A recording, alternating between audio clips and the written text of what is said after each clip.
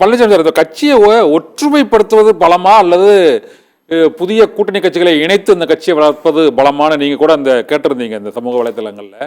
ஆனா அந்த கட்சியை ஒற்றுமைப்படுத்துவதில் நீங்க இப்ப அதிமுக ஒருங்கிணைப்பு குழுன்னு நீங்க ஜேசிடி பிரபாகரன் புகழேந்தி உள்ளிட்டோரும் இந்த பணியில ஈடுபட்டிருக்கீங்க. இதை கிட்டத்தட்ட ஒரு 6 மாதமாக இதுல எந்த விதமான ஒரு முன்னேற்றமும் இல்லாம ஒரு தேக்க நிலை தான் இருக்கிறது.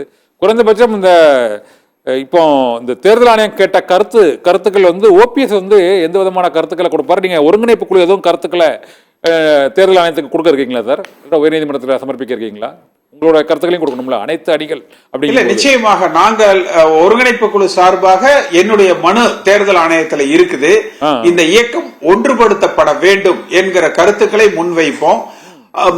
எடப்பாடி பழனிசாமி, ஓ பன்னீர்செல்வம், நாங்க ஒருங்கிணைப்பு குழு எல்லோரும் இணைந்து ஒன்றுபட்ட அதிமுக உருவாக்கப்பட வேண்டும் என்கிற கருத்தை தான் நாங்க தொடர்ந்து வலியுறுத்தி கொண்டிருக்கிறோம். அதுக்கு தொண்டர்கள் மத்தியில மிகப்பெரிய ஒரு வரவேற்பு இருக்கு. தமிழ்நாட்டு மக்களிடத்துல ஒரு மிகப்பெரிய ஆதரவு அதுக்கு இருக்கு. அதனால எடப்பாடி பழனிசாமி அதற்கு ஒத்துக்கொள்ள மாட்டேங்கிறார்.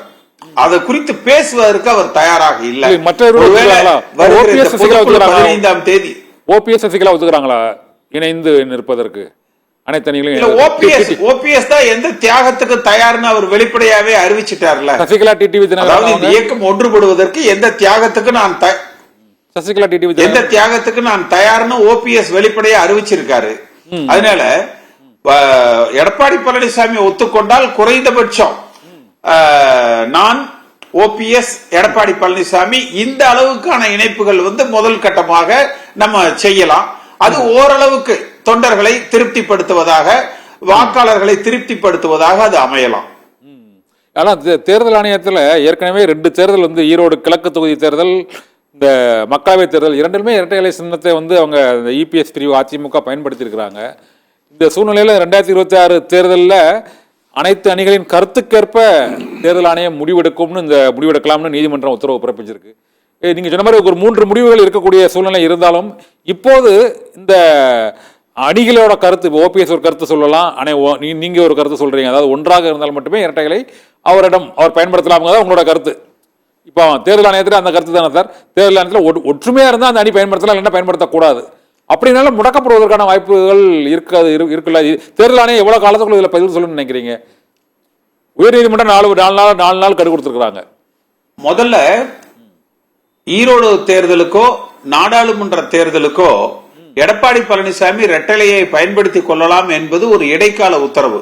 நீதிமன்றங்களால் மறு உத்தரவு வருகிற வரை அவர் பயன்படுத்தி கொள்ளலாம் என்கிற அளவுல தான் அது ஒரு இடைக்கால உத்தரவு. அது ஒரு நிரந்தர உத்தரவு அல்ல.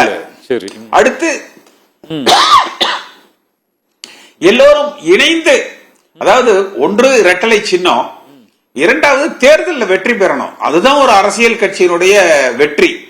தேர்தலில் வெற்றி பெறணும்னா தமிழ்நாட்டு வாக்காளர்கள், அதிமுக கட்சியினுடைய தொண்டர்கள் எதிர்பார்ப்பது ஒன்றுபட்ட அதிமுக உருவாக்கப்படணும். அந்த அடிப்படையில தான் நாங்க அந்த ஒருங்கிணைப்பு குழு மூலமாக அதை வலியுறுத்தி கொண்டிருக்கிறோம். பல கட்ட பேச்சுவார்த்தைகளை நடத்தி இருக்கோம், பல முயற்சிகளை எடுத்துக்கிட்டு இருக்கிறோம்.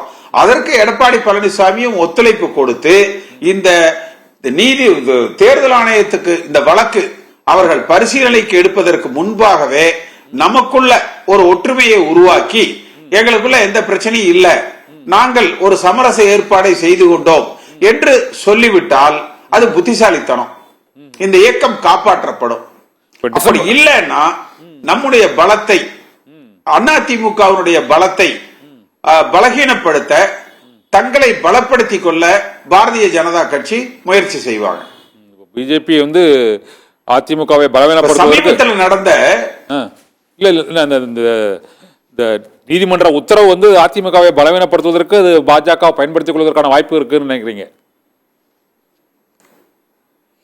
மகாராஷ்டிரால நடந்த நிகழ்வுகள் அப்படித்தானே காட்டுது. சரி, மகாராஷ்டிரால நடந்த நிகழ்வுகள் சிறிது காலம் அவர்களை ஆட்சி செய்ய அனுமதித்திருந்தாலும் கூட இப்ப மீண்டும் பாஜக ஆட்சி தானே அங்க உருவாக்கப்பட்டு இருக்கு.